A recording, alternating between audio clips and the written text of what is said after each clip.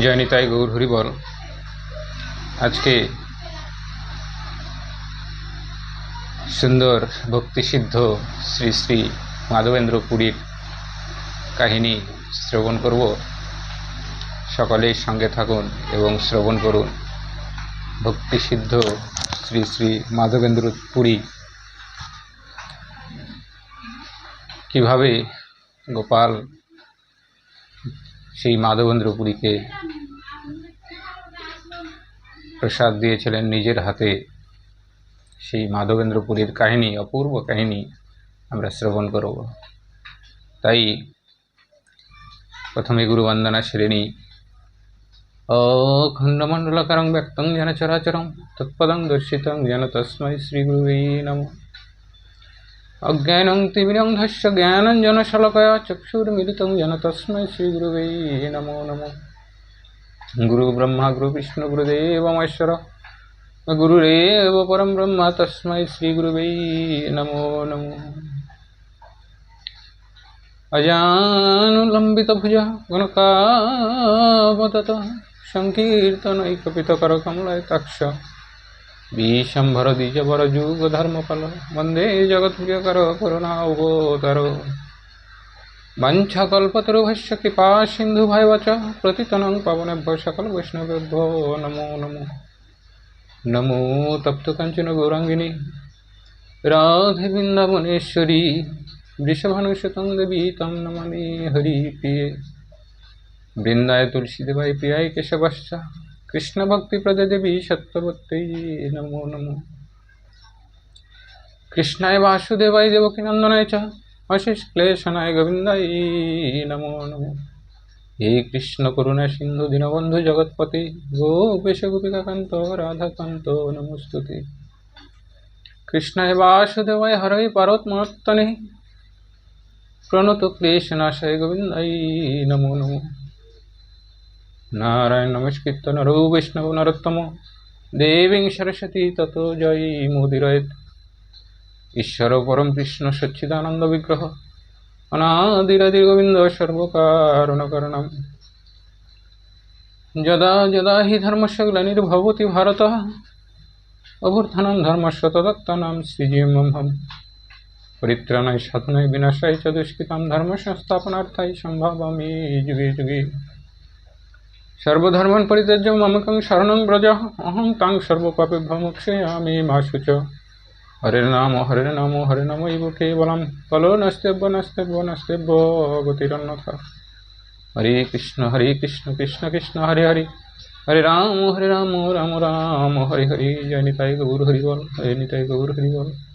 গঙ্গা গীতা সাবিত্রী সীতা সত্য প্রতিব্রতা ব্রহ্ম বলি ব্রহ্ম বিদ্যাতি সন্ধ্যা মুক্তি গেহিনী অর্ধমাত্রা চিদানন্দ ভবন নিভন্তি নাশিনী বেদত্রী পরানন্দ ততত্ব জ্ঞান মঞ্জুরি। জয় জয় রাধেশ্যাম, জয় জয় রাধেশ্যাম। যাই হোক, শ্রী শ্রী মাধবেন্দ্র পুরী শ্রীহট্ট জেলার এক ক্ষুদ্র গ্রামে জন্মগ্রহণ করেছিলেন। সেখানেই থাকতেন। ছোটবেলা থেকেই ধর্মীয় শাস্ত্র, ব্যাকরণে, কাব্যে অতি পারদর্শী ছিলেন মাধবেন্দ্র পুরী। একটি সন্তান ভূমিষ্ঠ হওয়ার পরই তার স্ত্রী বিয়োগ ঘটে। সেই ছোট্ট শিশুকে নিয়ে কোলে নিয়ে মাধবেন্দ্র পুরী সংসার করতে থাকেন। এই সংসার করতে করতেই মাধবেন্দ্র পুরীর মনে বৈরাগ্যের উদয় হয়। জয় নিতাই গৌর হরিবল। কিছুকাল পর সেই শিশুপুত্রকে কোলে নিয়ে কুলিয়া ও কুমারহট্টের মধ্যবর্তী বিষ্ণুপুর গ্রামে এসে ছোট্ট একটি কুঠির নির্মাণ করে সেখানে দিন যাপন করেন এবং খুলে বসেন পাঠশালা, যাকে বলা হয় চতুষ্পাঠী। সেখানে এই সংস্কৃত, ব্যাকরণ, ধর্মীয় শাস্ত্র নিয়ে প্রচুর শিক্ষার্থী আসতেন এবং সেখানে এই মাধবেন্দ্র পুরীর কাছ থেকে শিক্ষা গ্রহণ করতেন। সেই মাধবেন্দ্র পুরীর কাছেই এক ভক্ত শিশু সুপণ্ডিত এক তরুণ মেধাবী তরুণ এসে শিক্ষা লাভ করেন, যিনি পরবর্তীকালে ঈশ্বরপুরী নামে প্রসিদ্ধ লাভ করেন। এই ঈশ্বরপুরী গয়াধামে মহাপ্রভুকে গোপাল মন্ত্র দান করেছিলেন গৌরহরিকে। তাই গৌরহরির দীক্ষাগুরু ঈশ্বরপুরী। আর ঈশ্বরপুরীর আবার গুরুদেব হচ্ছেন এই মাধবেন্দ্রপুরী।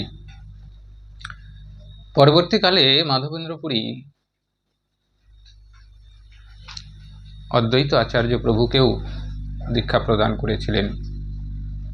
আর এই অদ্বৈত আচার্য প্রভু এই মাধবেন্দ্রপুরীর কৃপা পেয়ে গৌরহরিকে এই ধরাধামে নিয়ে আসতে শক্তি পেয়েছিলেন। মাধবেন্দ্রপুরী কাছে দীক্ষা গ্রহণ করার পর অদ্বৈত আচার্য প্রভু বেশ কিছুদিন তুলসীপত্র গঙ্গার জলে ভাসিয়ে দিয়ে গৌরহরিকে ডাকতেন, কিন্তু গৌরহরি কখনোই আসেন না, দেখতে পান না গৌরহরি আসছেন না। এই ভেবে বেশ কিছুদিন এইভাবে তুলসীপত্র গঙ্গার জলে ভাসিয়ে দিয়ে ডেকেও যখন গৌরহরি আসছে না, তখন তিনি এই অদ্বৈত আচার্য প্রভু আমার বৃন্দাবনে আবার চলে গেলেন, গিয়ে মাধবেন্দ্রপুরীর কাছে উপস্থিত হলেন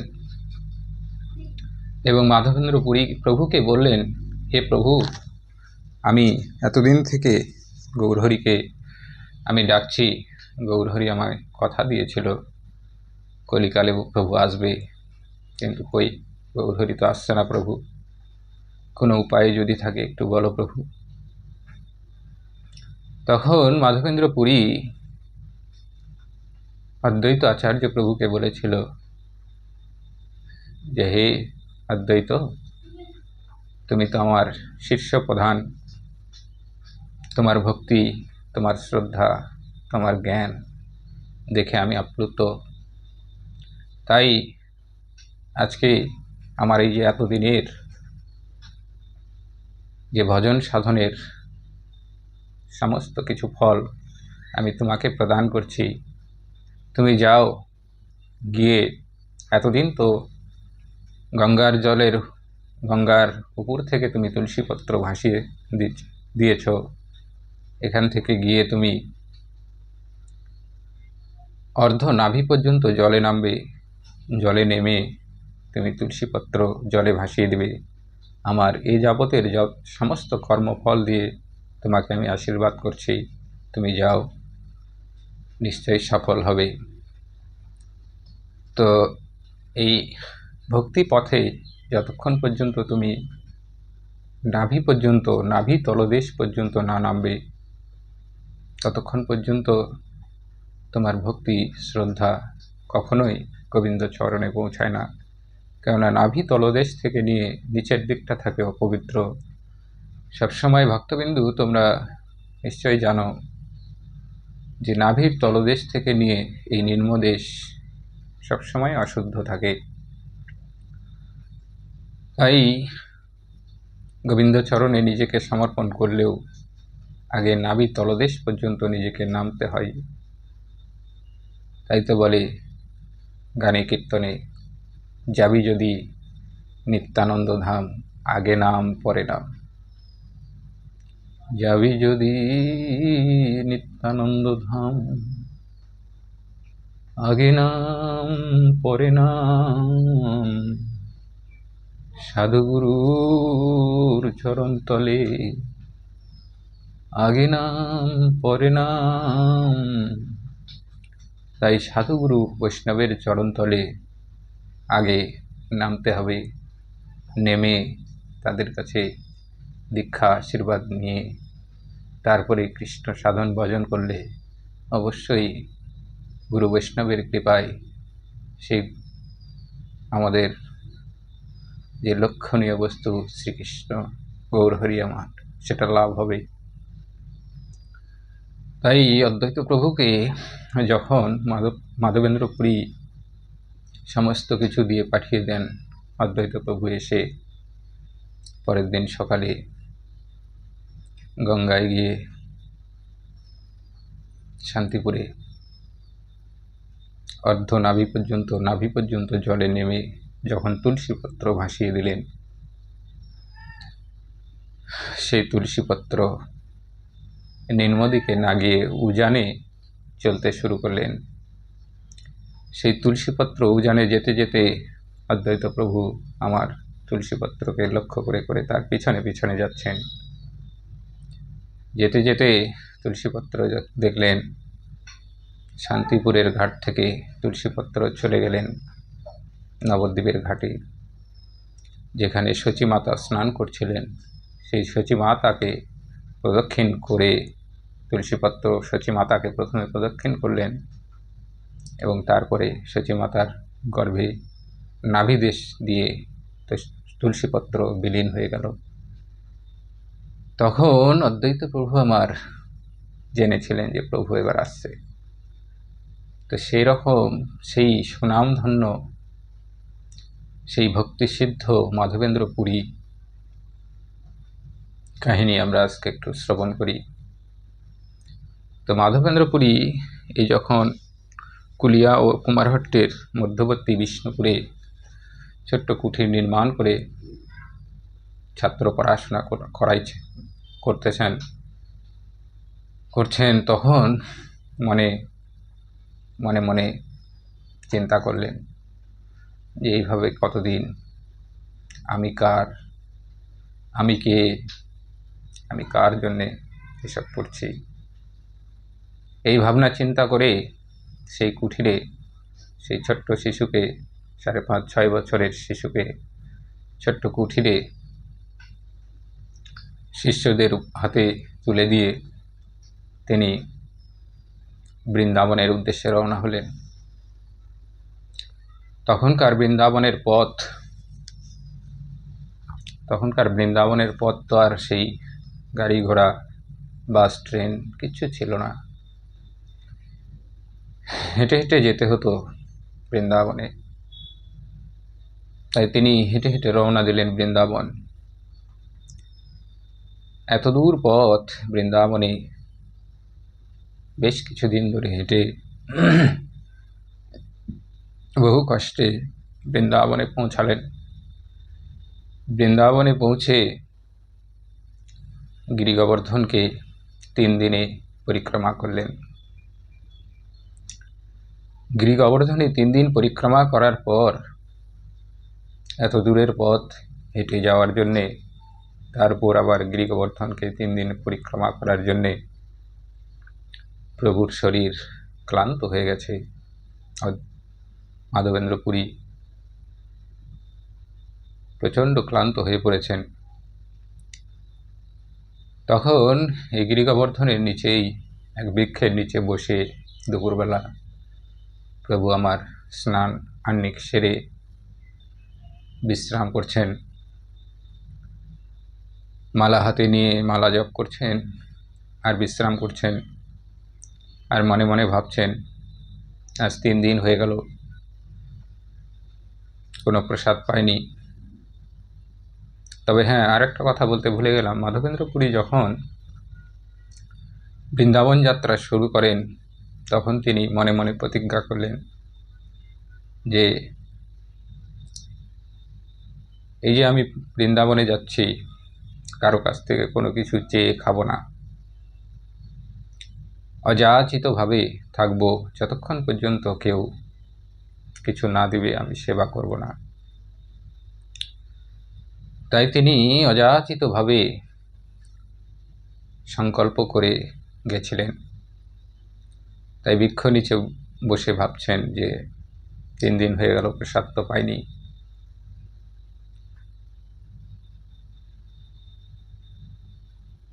বসে বসে কৃষ্ণ নাম জপ করছেন, মালা জপ করছেন। এমন সময় এক শিশু বালক একটি দুধের ভাণ্ড নিয়ে উপস্থিত হন, হয়ে মাধবেন্দ্র পুরীকে বলছে, এই যে সাধু বাবা, তুমি, আমি জানি 3 দিন যাবৎ তুমি কিছু খাওনি, তাই নাও, তুমি দুগ্ধ পান করো, দুগ্ধ সেবা করো। মাধবেন্দ্র পুরী অনেকক্ষণ পর চোখ খুলে তাকিয়ে দেখছে একটি বালক। মাধবেন্দ্র পুরী এদিক ওদিক দেখছে, আমাকেই বলছে কি না অন্য কাউকে বলছে। মাধবেন্দ্র পুরী এদিক ওদিক দেখছে না, কেউ তো নেই, তাহলে নিশ্চয় আমাকেই বলছে। এই ভেবে তখন বালককে বলছে, হ্যাঁ বালক, তুমি কি আমাকেই বলছো? বালক বলছে, তোমাকে বলবো না তো কাকে বলবো? বৃন্দাবনে কে না খেয়ে আছে? তুমিই তো একমাত্র না খেয়ে আছো। তখন মাধবেন্দ্র পুরী বলছে যে আমি না খেয়ে আছি তুমি কি করে জানলে? তো সেই ছোট্ট শিশু বালক এবার বলছে যে আমি জানবো না, আমারই তো বৃন্দাবন। আমাকে এই যে গোপীরা রাস্তা দিয়ে স্নান করতে গেছিল, স্নান করে ফেরার সময় তোমাকে দেখে গেছে, গিয়ে আমাকে খবর দিয়েছে। এই বৃন্দাবনে কেউ যদি না খেয়ে থাকে, আমি তাকে সেবা করাই, এটাই আমার কাজ। তো তুমি তাড়াতাড়ি নাও এই দুগ্ধ ভাণ্ড, দুগ্ধ নিয়ে তুমি সেবা করো, আমাকে আরো গাই দহন করতে যেতে হবে। তখন মাধবেন্দ্র পুরী ভাবছে, আচ্ছা দিচ্ছে যখন, আচ্ছা নিয়ে নি। এবার ছোট বালক বলছে যে তুমি এই দুগ্ধ খেয়ে, দুগ্ধের ভাণ্ডটা তুমি এখানে রেখে দিও, আমি ফেরার পথে নিয়ে যাব। তখন মাধবেন্দ্র পুরী দুগ্ধ পান করে দেখছে দুগ্ধ নয়, এ যেন অমৃত। দুগ্ধ খেয়ে দুগ্ধ ভাণ্ডটি ধুয়ে রেখে গাছের নিচে বসে সেই শিশুর অপেক্ষা করছে। অনেকক্ষণ অপেক্ষা করছে, ক্লান্ত শরীর, যখন পেটে একটু সেবা পড়েছে, একদম ঘুম চলে এসছে। তাই তন্দ্রাচ্ছন্নভাবে ঘুমিয়ে গেছে। এদিকে দেখছে সন্ধ্যা হয়ে যায়, বালক তো এলো না। সন্ধ্যা বন্দনা আরতি করে প্রভু আমার সেই বালকের জন্য জেগে আছে, কখন যে আসে, কখন যে এসে ডাকে। বালক তো আসছেই না। এই জেগে থাকছে আর জপ করতে করতে রাত প্রায় শেষ, ভোর সময় প্রভুর চোখে আবার তন্দ্রাচ্ছন্ন ঘুম চলে এসেছে। তখন ঘুমিয়ে গোপাল স্বপ্নে দর্শন দিচ্ছেন মাধবেন্দ্র পুরীকে। বলছে, হে মাধব, তুমি আমাকে চিনতে পারলে না? আমি তো তোমার কাছে গেছিলাম, আমাকে চেনো? সুন্দর গোপালের মূর্তি ত্রিভঙ্গ ভঙ্গিমায় দাঁড়িয়ে চারিদিকে আলোকিত করে মাধবেন্দ্র পুরীকে দর্শন দিচ্ছেন। মাধবেন্দ্র পুরী তখন কান্নায় ভেঙে পড়লেন। হে প্রভু, তুমি এসেছিলে প্রভু, আর এমনই আমি তোমার ভক্ত, তোমাকে আমি চিনতে পারলাম না প্রভু। আমি কেমন ভক্ত, আমি যে তোমাকে নিজের কাছে পেয়েও তোমাকে চিনতে পারলাম না প্রভু, আমাকে ক্ষমা করে দিও। তখন গোপাল মাধবেন্দ্র পুরীকে বলছে, হে মাধব, তুমি কান্না করো না। দেখো, পাশে এক পর্বতের গুহার মধ্যে আমি অনেক দিন থেকে বন্দী হয়ে পড়ে আছি। ম্লেচ্ছ জাতির অত্যাচারে এক আমার সেবক আমাকে লুকিয়ে রেখে সে পালিয়ে গেছে। তুমি আমাকে উদ্ধার করো। হরি বল।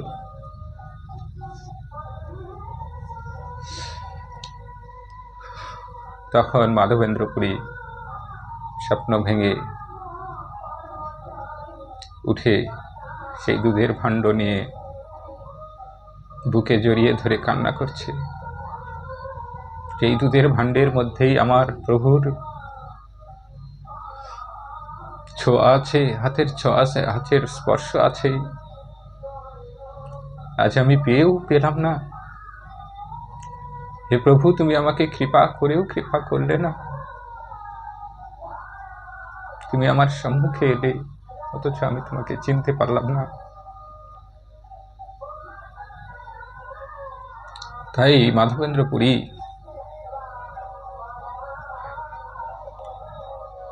যখন বুঝতে পারলেন যে গোপাল এসেছিলেন,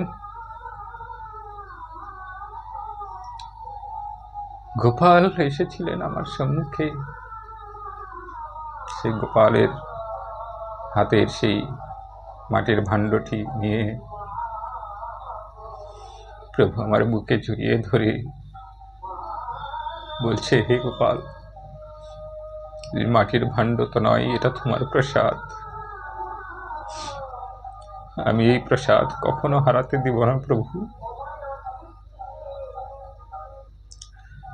এই প্রসাদ আমি কখনো হারাতে দিব না। তাই যখনই মাধবেন্দ্রপুরীকে